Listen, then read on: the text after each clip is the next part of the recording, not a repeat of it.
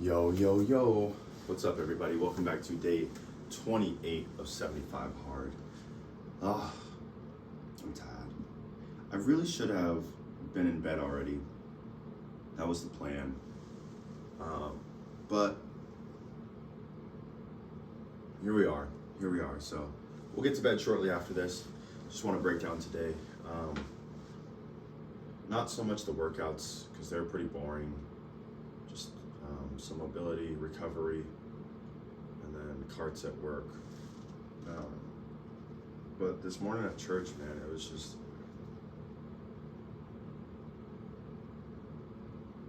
so good. God is just up to something. He's moving, he's working. And it was just so good, you know. Just feeling the presence of God. You know, I have to be completely honest. The whole point of me doing this is to be vulnerable, right? Is that sometimes we do things and we don't know why we do them. Like running, for example. We run when it doesn't seem like there's a need to, right? Like, I think if you guys remember the conversation about the problem, and when you encounter a problem but you don't recognize that there is a problem, you cope and you run from the problem. However, therein lies an additional problem where the feeling of an oncoming problem causes you to cope and run as well, even if that problem never actually comes. Do you get what I'm saying? And so it's not necessarily the problem that's the struggle, it's the feeling of uneasiness, it's the feeling of being uncomfortable, and that is the issue. A lack of discipline. You know, today at church, well, before I go there, that's just me, a lack of discipline right now. Knowing that my body's tired, that I should get some rest, that I should go to bed, staying up, you know, and then finding myself in a situation that I just should have never even been in. I was listening to a pastor at church today, and he was talking about 1 Samuel, talking about David, and how David was anointed by God. He was going back and forth between his father's house and then the castle, back and forth to the king and to his father. But he was learning stuff from his father and seeing it applied with the king.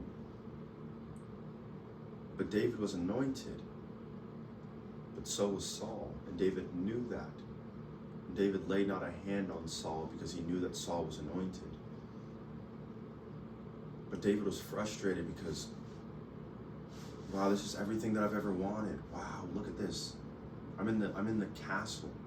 I'm with the king. I'm playing the harp to ease him. And look what happens.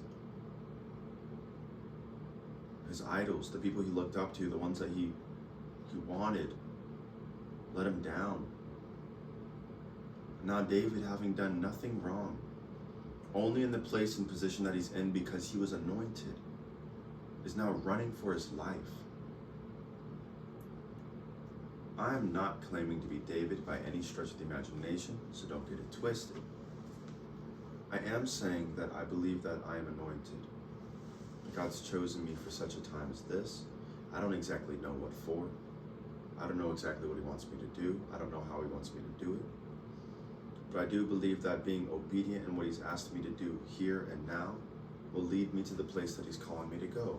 So long as I keep being ordered, keep staying in under his position, or keep standing under him, staying in position, that, and keep having a heart posture of humility, gratitude, and grace, and forgiveness, grace, that God is my Lord and Savior. David had to experience some things that people that are not anointed would never understand. It's like, oh, that makes so much sense. And the problem is we think that other people are graced to run in our lane, and they're not. And we want people to come with us, and we want them to go with us, but they're not called to the places that we're called. They're not equipped to do things we're equipped to do. And the problem is when you don't run your own race, you want everyone to come with you. And they're not meant to. And that's the issue. That's the issue, is you have to go alone. You're not going by yourself, you're going with God. But the place He's calling you to is not easy. You're going to struggle.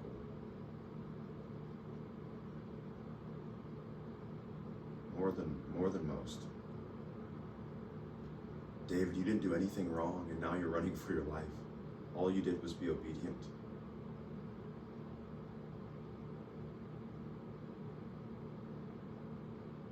And I'm excited to read more through her story because I find David doing the right thing and getting in trouble for it. They sang songs. Saul killed his thousands, David killed his tens of thousands, and it made Saul bitter, and now David is running from his life for just doing what he was called to do.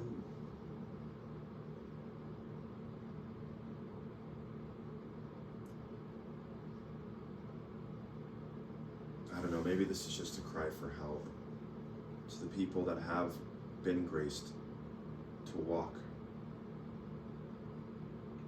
What did you go through? What was it like when you were alone, when you were running for your life? Because you look, David was pretending to be insane to survive, living amongst the land of his enemies to survive.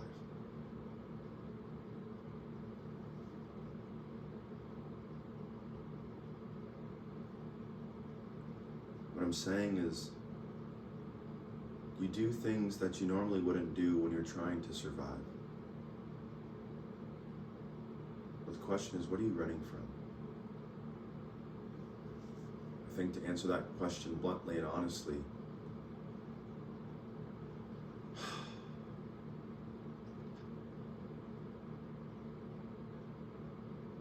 I don't know. That might be something that I can ask for prayer for. I don't know, guys. I do know that I'm tired, so yeah. That's all for tonight, guys. Thank you. Pray for me. Just kind of upset with myself. Until next time, love you guys so much. I want to say, I just want to be real. Just want to be honest. This is where I'm at right now. You know? I don't need to sugarcoat it every day and be like, oh, God's good. He is. He absolutely is.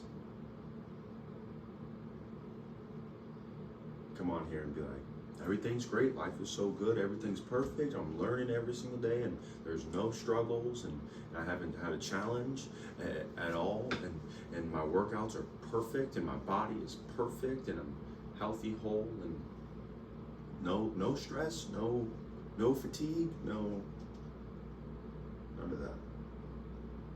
I'm sore, I'm tired, I'm upset. Wanting to do one thing but not doing it, and instead doing another. So I just want to be honest. That's where I'm at, guys. In a mood. Yeah. Love you guys. Peace.